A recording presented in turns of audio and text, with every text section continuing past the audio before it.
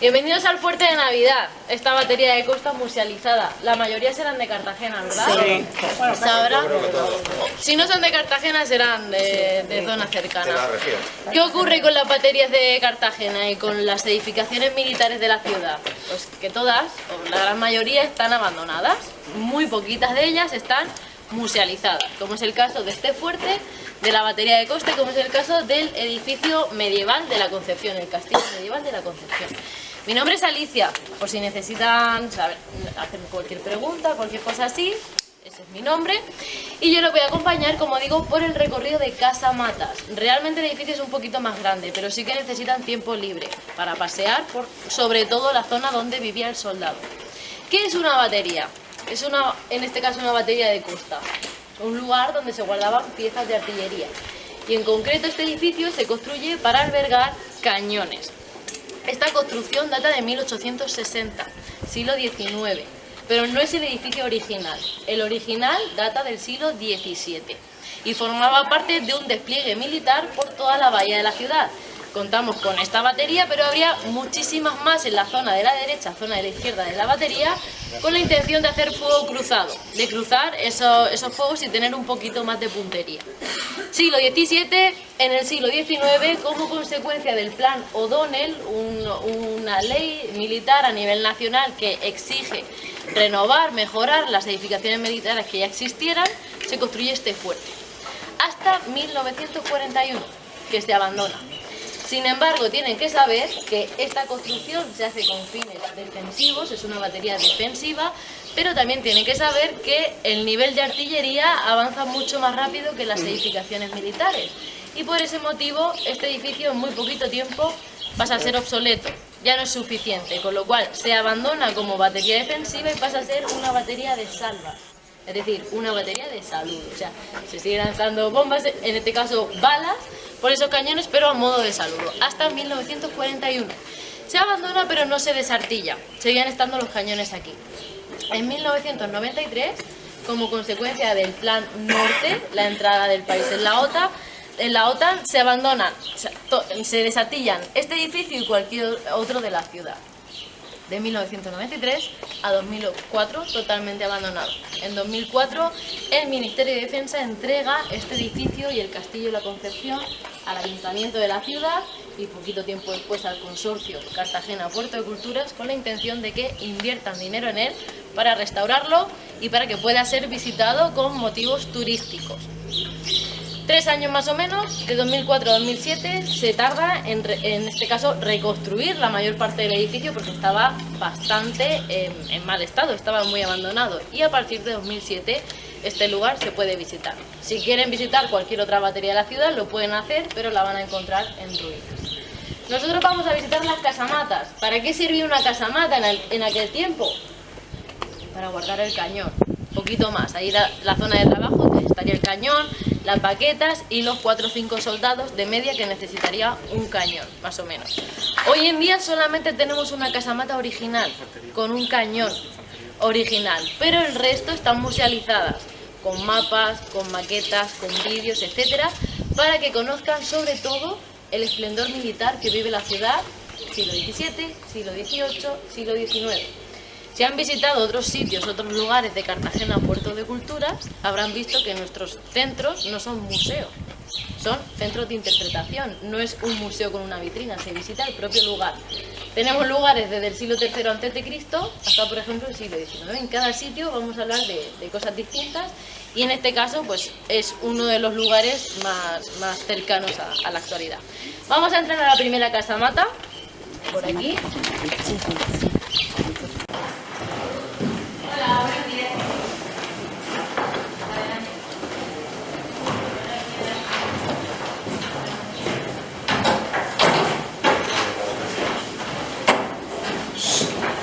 Esta maqueta en la segunda casamata se centra en el puerto de la ciudad, que al final es el motivo por el cual Cartagena tiene tantísimos siglos de historia. Un puerto natural con 2 bahías, la bahía de Cartagena y la bahía de Escombreras, que pues, ha permitido que la ciudad se fundara en el siglo III a.C. Motivo principal por el que el general Asdrúbal el general cartaginés Asdrúbal, en el año 229 a.C., llega a lo que hoy en día es Cartagena y funda Carhalas. No solo la funda, sino que la convierte en capital de sus colonias cartaginesas en Iberia. Con lo cual, desde el minuto uno, la ciudad tiene que ser defendida. Lo primero que hace este general cartaginés es construir una muralla, de la cual tenemos lienzo hoy en día. Es de lo poquito que tenemos cartaginés. Desgraciadamente los romanos arrasaron con todo y no podemos comparar los 20 años cartagineses con los 7 siglos de historia romana. Por eso es tan importante tener ese lienzo de muralla. La primera data del siglo III a.C. y la última muralla que tiene la ciudad es la muralla del siglo XVIII, la de Carlos III. Si se fijan, en esta maqueta está la muralla completa para que vean cómo rodearía la ciudad de Cartagena. Hoy en día tenemos algún que otro trozo por la muralla del mar, se puede pasear por esa muralla. La muralla de Carlos III es una de las consecuencias de ese esplendor militar que vive la ciudad en el siglo XVII. ¿Qué ocurre en el siglo XVII? Que se crean los departamentos marítimos a nivel nacional y dentro de esos departamentos marítimos habría 3 capitales. La capital del norte sería Ferrol, la capital del sur sería Cádiz y ¿cuál sería la capital del Levante? Cartagena. Cartagena se convierte en este caso en base militar de primer orden. Y si ya hasta ese momento se defendía la ciudad, pues a partir de ser nombrada capital hay que mejorar sus defensas. Hasta entonces la ciudad contaba con un castillo, ese castillo medieval de la Concepción, que estaba en el centro de la ciudad. Desde este propio centro pues se podía defender bien la ciudad tanto por tierra como por mar. Desde el siglo XIII es cuando se construye hasta el siglo XVIII. Pero en el siglo XVIII ya no es suficiente. Así que ese castillo se abandona y se construyen los 4 vigilantes que tenemos alrededor. El castillo de los moros, San Julián, lo tienen ahí. Galeras, creo que han subido ahora galeras, puede ser. Se han quedado en la batería de Fajardo. Galeras un poquito más arriba y atalayas. Esos 4 castillos del siglo XVIII que abrazan la ciudad de Cartagena. Otra consecuencia del esplendor militar, la construcción del arsenal. Todo el mundo sitúa ahora mismo el arsenal, ¿verdad? Pues hasta que se construyera el arsenal, la ciudad era una península. Hay muchos cartageneros que no lo saben, pero la ciudad estaba rodeada por esas 5 colinas que resultaban el límite. Colina de la Concepción, Cerro del Molinete, Monte Sacro, San José y Despeñaperros. Un istmo que facilitaría la entrada a la ciudad por tierra, pero todo lo demás era mar. Puerto y la laguna, el Almarjal, esa laguna que queda su agua estancada cuando se construye el arsenal y se corta el canal que unía el puerto con la laguna. El propio cartagenero es quien seca esa laguna y convierte toda esa zona en casas en la Cartagena nueva, el centro de la ciudad nueva. ¿Dónde estamos nosotros ahora mismo situados? Bien, la única batería que está levantada, el fuerte de Navidad es la que está construida dentro de esta maqueta, pero si se fijan, todas las casitas rojas que están alrededor, que están a los lados, forman parte de ese despliegue militar del siglo XVII. Trincabotijas, La Podadera, Santa Ana, Santa Florentina, el fuerte de Navidad son esas baterías que cruzaban sus fuegos. ¿Y por qué se llama fuerte de Navidad? Mucha gente lo pregunta. ¿Por qué? No sé, digo que el de Navidad. Mire, principalmente debe su nombre a la torre que tenemos fuera del fuerte. Desde esta ventana se ve perfectamente. Eso es una torre de vigilancia del siglo XVI, el faro de aquel tiempo. La torre de vigilancia recibe el nombre de Navidad y se piensa que es en homenaje al primer fuerte que manda a construir Cristóbal Colón en territorio americano. Él construye ese fuerte en la isla de la Española, actual República Dominicana, y lo hace con los restos de la Santa María, una de las 3 embarcaciones que naufraga en la noche de Nochebuena a Navidad. Entonces, debido a esa embarcación, él nombra Fuerte Navidad en 1492 a esa construcción y unos años después, siglos después, se le hace un homenaje. La torre se llama de Navidad, el fuerte se llama de Navidad y el faro se llama de Navidad, el faro rojo. ¿Y cómo se llama el faro verde? El faro de la Curra. ¿Por qué? Porque la esposa del arquitecto de estos faros se llamaba Francisca y decide homenajear a su mujer llamando a uno de los faros por su nombre. Por eso se llama faro de la Curra. Vamos a la siguiente casa. está en este punto, con esa bahía, lo vuelvo a recordar. Primeramente, las baterías que se construyen se hacen en la propia bahía con la intención de proteger la ciudad, pero conforme pasan los siglos ya no es suficiente. Así que hay que llegar hasta casi Mazarrón y hasta Portmán con la batería de las cenizas. Las primeras baterías que se construyen en la ciudad datan del siglo XVI, con el inicio de la artillería.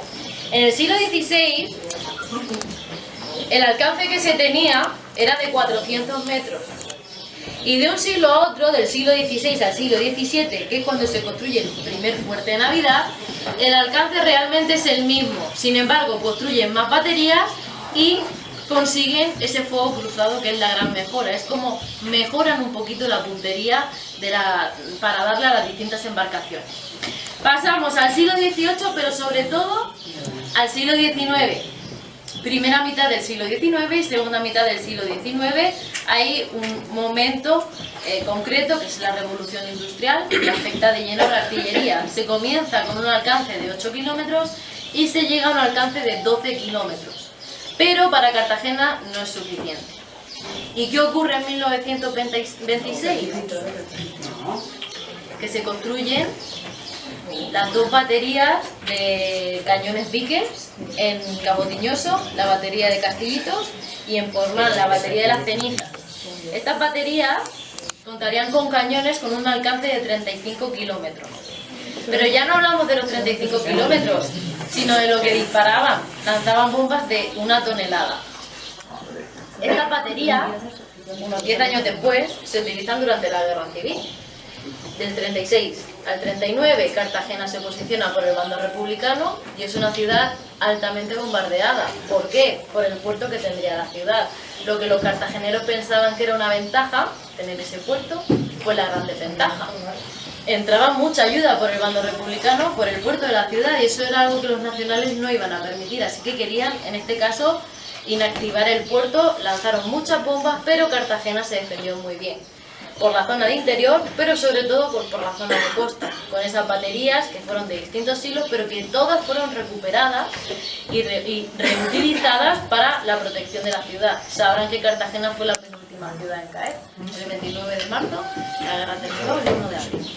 Y las dos baterías están en muy buen estado, están desartilladas también, pero por ejemplo, los castillos que tenemos alrededor están bastante en ruinas y sin embargo las dos baterías de Cenizas y Castillitos están en muy buen estado. Vamos a pasar.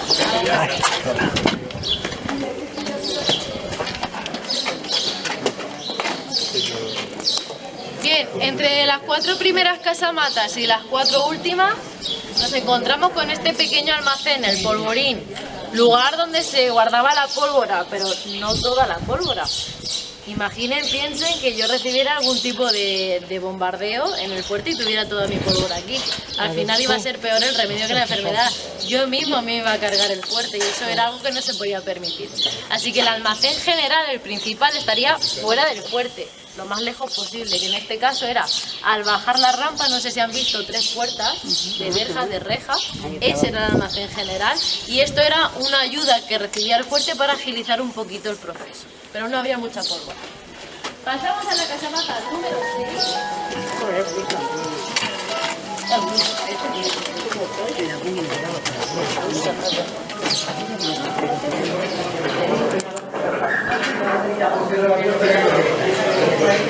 Casamata número 6, tenemos un cañón.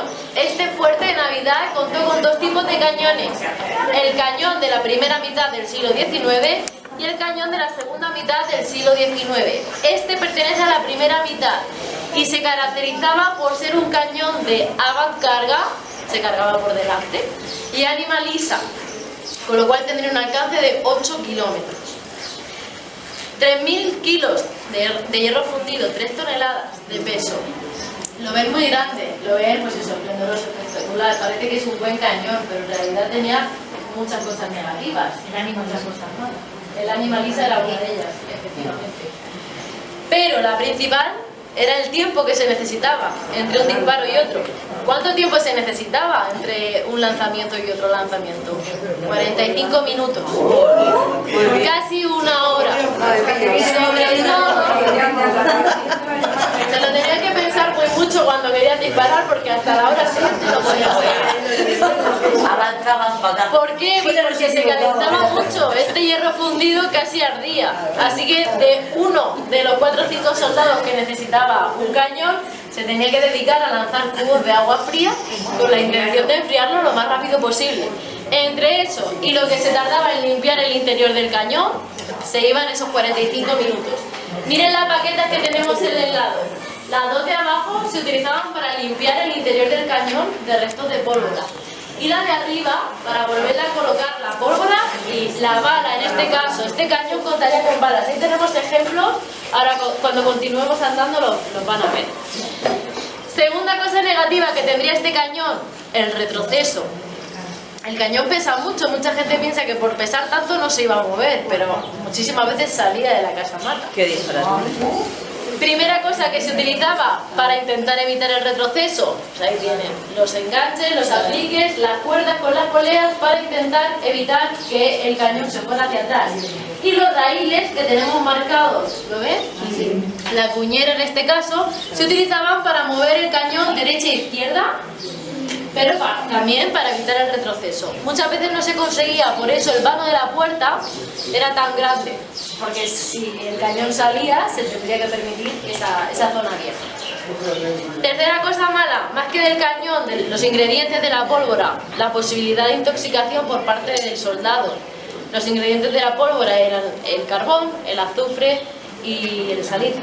El azufre en este caso es algo tóxico que si quedaba mucho tiempo en el interior de la casamata podría afectar al soldado. Cuando se dieron cuenta de que el humo quedaba mayoritariamente en la zona superior, abrieron esas ventanitas que tenemos encima de la puerta, que no son originales del fuerte. Es una mejora que se hace después. El segundo cañón, el de la segunda mitad del siglo XIX, que no lo tenemos aquí, se caracterizaría por ser un cañón de retrocarga, se cargaría por detrás, y de ánima rayada. En este caso ya se llegaría a esos 12 kilómetros de distancia y la precisión, la puntería sería mucho mejor. Las bóvedas que tienen estas casamatas son bóvedas a prueba. ¿A prueba de qué? De bombas, claro. Hoy en día, entre la bóveda y el suelo de la terraza tenemos una distancia de 2 metros hueca. Pero en aquel momento esa distancia se rellenaba de piedras, de tierra, de arena, con la intención de que actuara como muelle. Y si se me lanzaba alguna bomba, mi techo no se cayera. Tienen que saber que el Fuerte Navidad no recibió nunca ningún tipo de bombardeo, eso también lo solemos decir aquí, y que todas las bóvedas están restauradas, porque los 10 años que estuvo abandonado el fuerte tuvieron como consecuencia que prácticamente no hubiese techo, así que por eso lo tenemos tan nuevo, está tan bien.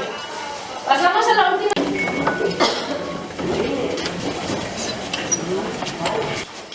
Bien, como comentaba al principio, estos son piezas originales. Todo lo que tenemos en el fuerte al final, salvo las maquetas, los vídeos y esas cosas, que es musealización, todo lo demás es original. Está muy a la mano, malo por nuestra parte, porque hay gente que no entiende que la cuerda es para no pasar. Pero bueno, esto que tenemos ahí en el centro de las cuerdas es la reproducción del despacho del oficial. Comentaba al principio de la visita que aquí vivirían los soldados y los oficiales, los suboficiales. ¿Cuántas personas vivían dentro de este fuerte? En época de paz, 14 personas, 12 soldados rasos, el suboficial y el oficial. Y en época de guerra serían 40, 38 soldados, el suboficial y el oficial. Este sería el despacho del oficial con todas las piezas que se han podido recuperar. Muy pocos, pero piensen que habría muchas baterías. Realmente las casamatas no daban para más, no podían estar más de 5 soldados por habitación. Este es el uniforme del oficial, con el sable, algo que solamente podría coger él, algo que solamente podría utilizar él. Hoy en día existen las clases sociales, se pueden imaginar en el siglo XIX lo marcadas que estaban. El sable era cosa del oficial junto con el revólver. Solamente podría utilizar el revólver el oficial y el fusil para los soldados rasos. Esto es una réplica, esta es la puerta original del Fuerte de Navidad, la réplica la tenemos en la entrada, de 1860. Si se fijan está en mal estado, por eso se tuvo que traer aquí, se tuvo que hacer una réplica. Sin embargo, las bisagras, los apliques, la cerradura son originales. Nosotras abrimos con la llave del fuerte de 1860. ¿Y qué más tienen que saber de aquí? Pues eso, que las clases sociales estaban muy establecidas en aquel tiempo y la vida dentro del Fuerte Navidad también. Lo que hemos visitado es la zona de trabajo, donde vivían al otro lado del patio. ¿Pero qué habría para vivir? Un dormitorio, una cocina y unas letrinas, poco más. El dormitorio es la habitación que está nada más entrar a mano derecha. ¿Te vivían con la familia? ¿O no? Ella. Vivían ellos solos aquí. Y con suerte te dejaban pasear los domingos por Cartagena. Muchas veces ni eso. En el dormitorio solamente habría uno, dormían todos los soldados que estuvieran en ese momento en el fuerte, fueran 12 o fueran 38, da igual, todos en el mismo dormitorio. Oficial y suboficial aparte, muchas veces en una habitación independiente en el fuerte, otras veces salían de la batería para dormir. Se continúa andando y como la construcción de este edificio se ha adaptado al terreno, hay un desnivel para subir desde el dormitorio hasta la cocina. El fuerte contaría con cocina, pero no tendría comedor. ¿Cuántas veces comía un soldado al día? Una. Nosotros en teoría tenemos que comer 5 veces al día para estar bien alimentados. Pero en aquel tiempo, pues quien podía comía más. Los soldados normalmente pertenecían a la clase social baja. Ellos merecían solamente una comida al día, que además era un caldo de patatas y poco más. Un chuco de pan de estos duros que nos encontramos nosotros de un día para otro y que no nos solemos comer. Ellos cuando se lo podían comer así lo hacían. Y como no había comedor, si se querían apoyar en algún sitio sería en la piedra más cercana, como buenamente pudieran. La carne y el pescado, porque existía la proteína en aquel tiempo, ¿para quiénes eran? Para el oficial y para el suboficial. Y continuando el recorrido ya nos encontraríamos con las letrinas. Hemos podido recuperar las letrinas, que al final, ¿qué eran las letrinas en aquel tiempo? Agujeros en el suelo. Los agujeros siguen estando. Los soldados eran los que se tenían que poner en cluquillas y ellos pues dejar caer sus necesidades al mar. Habrían 2 asientos, una vez más, ¿para quiénes? ¿Quiénes se podían sentar? El oficial y el suboficial. Y allí es donde tenemos nosotros hoy en día los servicios. Si necesitan ir al baño, que algunos ya han ido, habrán visto esas letrinas. ¿No hay agua? Pues ahora se lo tengo que decir a mi compañera. Tiene que estar cuando terminemos de pasar. Ahora, en cuanto termine se lo digo a mi compañera. Y si no, nos tendremos que cerrar. ¿Qué más? Aquí tienen una muestra original de las bolas que utilizarían los cañones que tendríamos arriba en la terraza, porque he comentado que en la parte baja habría 8 cañones, uno por cada casa más. Pero el fuerte tendría 9 cañones más chiquititos en la zona de terraza. Bueno, eso seguramente se dispararían antes, ¿no? Esto se dispararían antes. Estos son más fáciles de manejar, pensaba. Ella con la mano. Con la mano. En la guerra civil se lanzaban las balas y las bombas.